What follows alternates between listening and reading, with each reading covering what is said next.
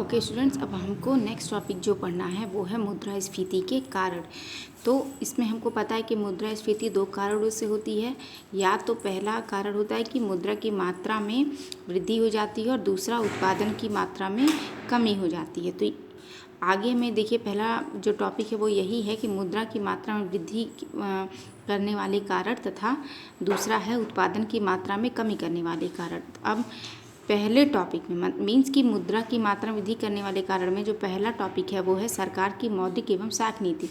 जब केंद्रीय बैंक सरकार के निर्देशानुसार अत्यधिक मात्रा में पत्र मुद्रा का निर्गमन करने लगता है तो देश में मुद्रास्फीति की स्थिति उत्पन्न हो जाती है। मीन्स कि जब गवर्नमेंट जो है वो सेंट्रल बैंक ऑफ इंडिया उसको ये ऑर्डर दे दे कि आप ज़्यादा से ज़्यादा क्या करिए, नोट को इशू करिए, तो इसकी वजह से देश में क्या हो जाती है, मुद्रास्फीति आ जाती है। बैंक दर को कम करने से साख का विस्तार होता है। बैंक दर कम करना मीन्स होता है कि आपको अगर बैंक से लोन लेना है तो उस लोन पे जो आपको ब्याज देना होता है वो कम देना होता है। उसी प्रकार से बैंक खुले बाजार में सरकारी प्रतिभूतियों का क्रय करने से भी चलन में मुद्रा की मात्रा बढ़ जाती है। मीन्स कि जो बैंक होते हैं खुला बाजार में जाके गवर्नमेंट की जो सिक्योरिटीज़ होती हैं उनको ख़रीद लेते हैं, तो इनको खरीदने की वजह से जो मुद्रा है वो मार्केट में आ जाती है। इससे मुद्रा प्रसार क्या हो जाता है, बढ़ जाता है। ठीक, इसके बाद दिया है कि सरकार द्वारा उदार मौद्रिक एवं साख नीति अपनाने के कारण मुद्रास्फीति की स्थिति उत्पन्न हो जाती है। ठीक, आप अब देखिए दूसरा पॉइंट दिया है कि व्यापारिक बैंकों की साख नीति।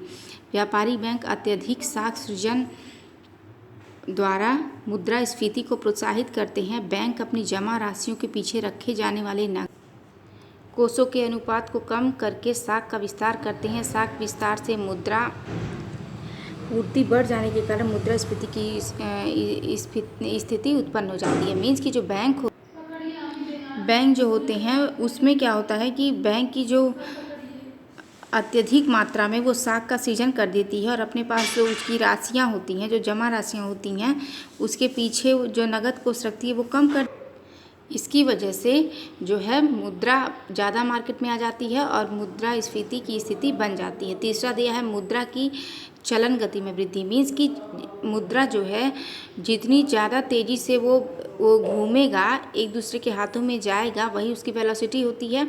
तो मुद्रा की जब चलन गति बढ़ती है तो इससे कीमत असर में क्या होने लगती है, वृद्धि होने लगती है। चलन वेग में वृद्धि से मुख्य कारण लोगों की उपभोग प्रवृत्ति का बढ़ जाना है। आपके पास जितना पैसा होगा आप उतना ज़्यादा उसको खर्च करते जाएंगे, इसी को उपभोग प्रवृत्ति कहते हैं।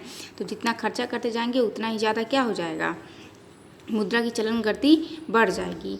अब आगे दिया है घाटे की वित्त व्यवस्था। ये टॉपिक आपको पहले भी पढ़ा चुके हैं, यहाँ भी बता रहे हैं कि जब सरकार जो है अपनी आय से ज़्यादा व्यय करती है तो इसको पूरा करने के लिए वो अधिक से अधिक नोटों का निर्गमन कराती है और साख द्वारा प्रसार करती है, जिसकी वजह से देश में मुद्रा की मात्रा बढ़ जाती है। इसकी वजह से वस्तुओं और सेवाओं की कीमतें बढ़ जाती हैं और स्फीति की स्थिति आ जाती है। फिर पांचवा दिया है अनुत्पादक व्यय में वृद्धि। ऐसे सभी व्यय जो उत्पादन नहीं बढ़ाते स्फीति प्रोत्साहित करते हैं। जैसे कुछ ऐसे खर्चे होते हैं जो आपके उत्पादन को प्रोत्साहित नहीं करते, जैसे युद्ध और रक्षा संबंधी व्यय हो गया, प्रशासनिक व्यय में वृद्धि, कर्मचारियों के वेतन भत्ते में वृद्धि। ये ऐसे घटक होते हैं जिसकी वजह से भी मुद्रा क्या हो जाती है, मार्केट में ज़्यादा से ज़्यादा आ जाती है और मुद्रास्फीति हो जाती है।